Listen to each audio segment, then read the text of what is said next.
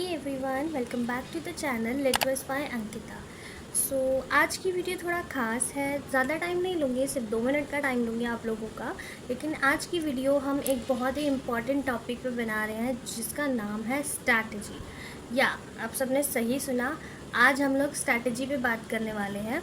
जैसे कि आप सबको पता है, हमारी एक सीरीज़ कंप्लीट हो चुकी है और अब हम दूसरी सीरीज़ को स्टार्ट करने वाले हैं।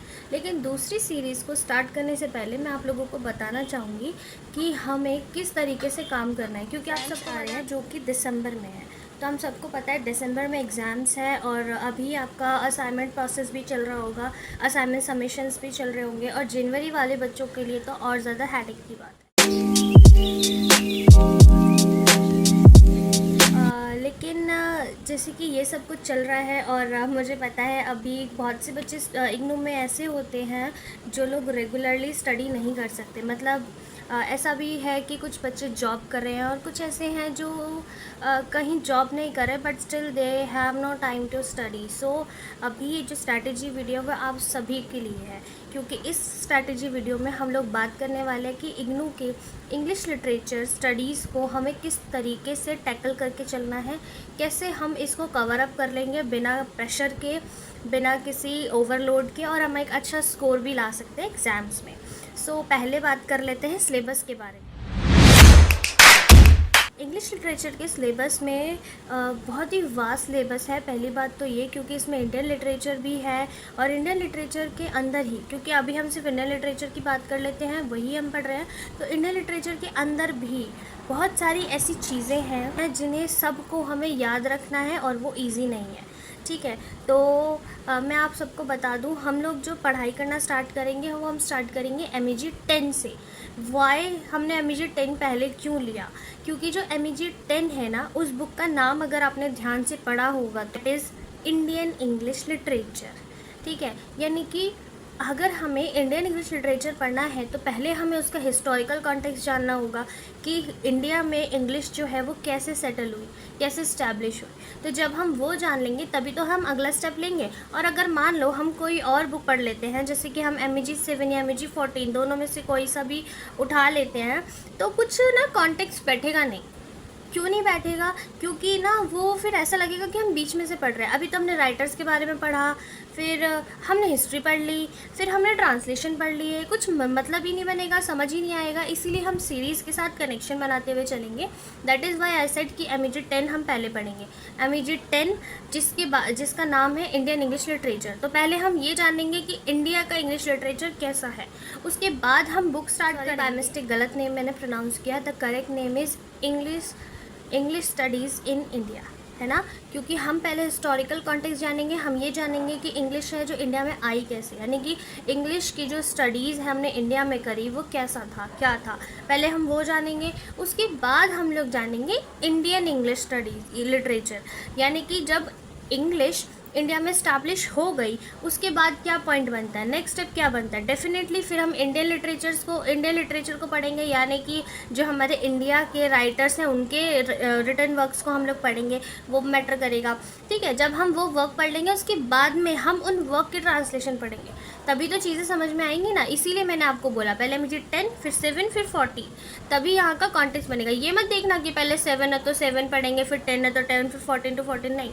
चीज़ों का ना कनेक्शन बना के चलिए, तभी आपको समझ में आएगा। पहले हम ये देखेंगे इंग्लिश स्टैब्लिश हुई है, देन उसमें वर्क हुआ है, कैनन लिखा है, देन उसके बाद में आता है उसका नंबर ट्रांसलेशन का, और उसके बाद हम MEG 5 पढ़ेंगे। ठीक है, MEG 5 मैंने बहुत से स्टूडेंट्स को देखा है थोड़ा डर जाते हैं MEG 5 को लेके, क्योंकि वो थोड़ा थ्योरेटिकल चलता है, बट ऐसा कुछ नहीं है उसमें, सिर्फ और सिर्फ समझने की बात है।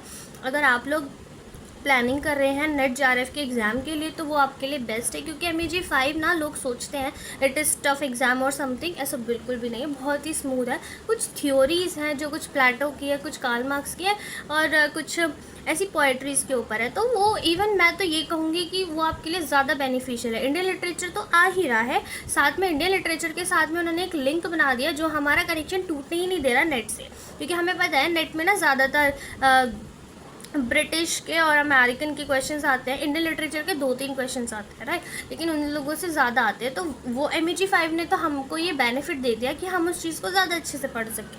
तो आप इससे बिल्कुल भी डरने की बात नहीं है। बहुत अच्छा सब्जेक्ट है MEG5, इवन बहुत अच्छा लिंक और कनेक्शन बना के चलता है, सब कुछ अच्छे से समझ में आ जाएगा, तो उसकी टेंशन मत लीजिए। फिर ये सब मुझ पर छोड़ दीजिए, मैं आपको अच्छे से समझा दूँगी क्या है क्या नहीं है।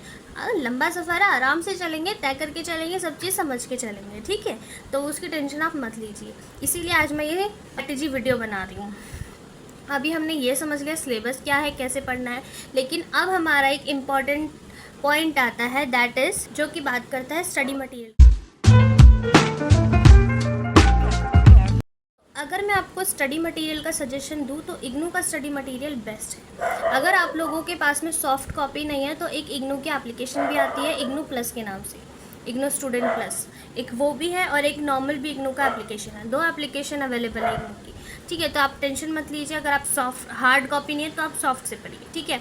आपके पास में एप्लीकेशन अवेलेबल है, वहाँ से आपको सॉफ्ट कॉपी मिल जाएगी, PDF डाउनलोड हो जाएंगे, बुक की बुक लिखी हुई है उसके अंदर, तो टेंशन की कोई बात नहीं है। और बेस्ट मटेरियल इग्नू का ही है, आप इग्नू के मटेरियल से पढ़िए, आपको ज़्यादा चीज़ें समझ में आएंगी और ज़्यादा ब्रीफली मिलेगा भी, ठीक है। मैं अगर आपको बताऊं इफ़ेक्टिव तरीका क्या होगा पढ़ने का, तो आप पुराने क्वेश्चन पेपर PYQ देखिए, क्योंकि हमारे सब्जेक्ट में पोइट्रीज़ हैं। पोइट्रीज़ को समझने के लिए, पोइट्रीज़ की लाइन को याद रखने के लिए आपको थोड़ा सा प्रैक्टिस तो करना पड़ेगा। जैसे आप लोग जॉब कर रहे हैं, आपके पास इतना टाइम नहीं है, तो आप सिंपली क्या कीजिए, आप एक्सप्लेनेशन सुन लीजिए। पहले आप पोम की एक्सप्लेनेशन से सुन लेंगे तो पोम आपको पता चल जाएगी क्या है। देन आप उसके बाद जब भी आपको टाइम मिलता है तो आप 1-2 बार उनकी लाइंस को पढ़ लीजिए, आपको याद हो जाएगा। या फिर previous year question papers uploaded होते हैं यूट्यूब पे भी, गूगल पे भी, आप जाके वहाँ पे देख लेंगे 2-3 एग्जाम्स, क्योंकि कुछ पॉइंट्स ऐसी जो लगातार मीन्स रिपीटेड है, मैक्सिमम टाइम 8-10 सालों से रिपीट है वो पोम्स, वो आएंगी ही आएंगी। तो आप उन लाइंस को याद कर लीजिए, एक्सप्लेनेशन लिख के आइए, आपको हो जाएगा वो चीज़, तो उसमें इतने आपको टेंशन लेने वाली बात है नहीं, ठीक है। एक और तरीका है आपके पास में तैयारी करने का, जैसे मैंने आप सबको बताया कि असाइनमेंट का टाइम पीरियड चल रहा है।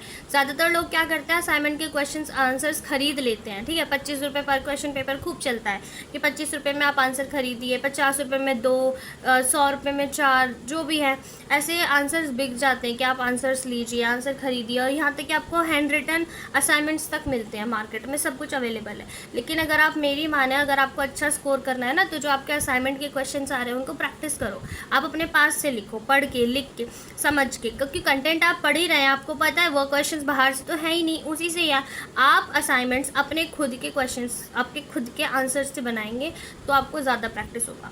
क्योंकि वो जो क्वेश्चंस है ना, असाइनमेंट के क्वेश्चंस, वो बहुत ही वर्किंग चीज़ है, वो वर्क करता है। कई बार असाइनमेंट के क्वेश्चन एज इट इज़ उठ के क्वेश्चन पेपर में आ जाते हैं, तो आप उससे प्रैक्टिस करो, आपका और ज़्यादा हेल्प होगा। असाइनमेंट एक इम्पॉर्टेंट चीज़ है। दूसरी चीज़, अगर आपको असाइनमेंट बनाना है, देखो मैंने ये चीज़ देखी है, बहुत ज़्यादा स्टूडेंट्स होते हैं वो अपने एग्जाम पेपर में भी बहुत ज़्यादा डेकोरेट करके चलते हैं, जैसे कि हाईलाइट पॉइंट को रेड कलर कर दिया। वो लोग एग्जामिनेशन हॉल में बैठ के इस काम को करते हैं लिटरली, और वो लोगों को मार्क्स भी मिलता है, ठीक है। यानी कि आंसर्स के साथ साथ ना प्रेजेंटेशन भी मैटर करता है। तो अगर आप अपना असाइनमेंट बना रहे हैं ना, तो उसको ध्यान रखें, उसको खूबसूरती से करें उस काम को। अगर आपका मैथमेटिकल कुछ है या कुछ ऐसी चीज़ है जिसे आप बॉक्स में कवर कर सकते हैं, तो बॉक्स में कवर कीजिए, उसको सुंदरता के साथ लिखिए, आपको मार्क्स मिलेंगे, डेफिनेटली मिलेंगे, ठीक है। अच्छे से बनाइए, स्ट्रक्चर वाइज काम करो, ठीक है। और ठीक इसी तरीके से बाकी सीरीज़ तो मैं डाल रही हूँ, आपको एग्ज़ाम्स की प्रिपरेशन करवाने की जिम्मेदारी मेरी, ठीक है। टाइम से पहले आपको सारी वीडियोस मिल जाएगी, सारी सीरीज़ मिल जाएगी, आप आराम से उसमें से पढ़ो, एक्सप्लेनेशन सुनो, सब चीज़ सीखो, ठीक है। कुछ टाइम बाद मैं आपके लिए पोइट्री की लाइंस भी अपलोड कर दूँगी, आप वो भी देख सकते हैं उसमें से, ठीक।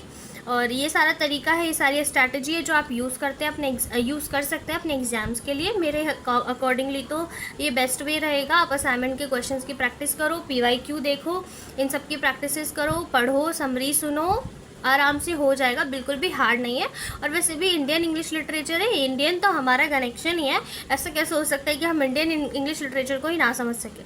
क्या हम नेहरू को नहीं जानते, क्या हम गांधी को नहीं जानते, राजा राव को नहीं जानते, मुंशी प्रेमचंद को नहीं जानते? ऑब्वियसली जानते हैं, बचपन से उनके बारे में सुनते और पढ़ते आ रहे हैं, तो it is not at all tough, ठीक है। हम ये सारी चीज़ कर लेंगे, बहुत ईजी। और MEG5 की भी टेंशन लेने की ज़रूरत नहीं है, बहुत ईजी सब्जेक्ट है, बहुत ईजी सब्जेक्ट है। और ऐड करना चाहूँगी। अगर आप लोगों को ऐसा हो रहा है जैसे एग्ज़ाम जॉब वगैरह के चलते आपको बिल्कुल भी टाइम नहीं मिल पा रहा है, तो आप इग्नू के जो ग्रुप्स होते हैं उसमें ऐड हो जाओ, क्योंकि बहुत सारे ऐसे ग्रुप्स होते हैं जो आपस में कॉन्टेक्ट्स में ना कॉन्टेक्ट्स को शेयर करते हैं, सपोर्ट मटेरियल शेयर कर रहे हैं, कुछ पॉइंट शेयर कर रहे हैं, बहुत सारी चीज़ें। एग्जामिनेशन टाइम पे तो ये मोस्ट ऑफ द टाइम होता ही है। तो आप ऐसे ग्रुप्स में ऐड हो जाइए, आपको और ज़्यादा हेल्प मिलेगी उससे। ठीक है, वहाँ पे मेंटरशिप भी होती है, क्योंकि वहाँ पे सीनियर्स भी होते हैं, उस ग्रुप के अंदर सीनियर्स होते हैं, वो आप लोगों को बताते रहते हैं कि एग्ज़ाम में ये चीज़ें भी चलती रहती हैं। तो आप उन ग्रुप में भी ऐड हो सकते हैं, आपका ही बेनिफिट मिलेगा। सो यस, आज के लिए बस इतना ही। स्ट्रैटेजी वीडियो ज़्यादा लंबी नहीं करते हैं, इतना ही यहीं पे ख़त्म करेंगे। लेकिन अगर आपके पास में कुछ और पॉइंट हैं, कुछ और टिप्स हैं, ट्रिक्स हैं जो आप लोग हमारे साथ शेयर करना चाहते हो, तो डेफिनेटली कमेंट बिलो अपने पॉइंट्स को भी हमारे साथ शेयर करो, ताकि और भी लोग उसका थोड़ा बेनिफिट ले सकें। और भी लोगों को ज़रूरत है स्ट्रैटेजीज़ की, टिप्स की, क्योंकि अब एग्ज़ाम्स बिल्कुल नियर आ चुके हैं।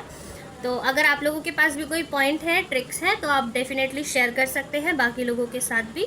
सो yes, like the video, subscribe the channel and stay connected, stay healthy. Bye bye everyone.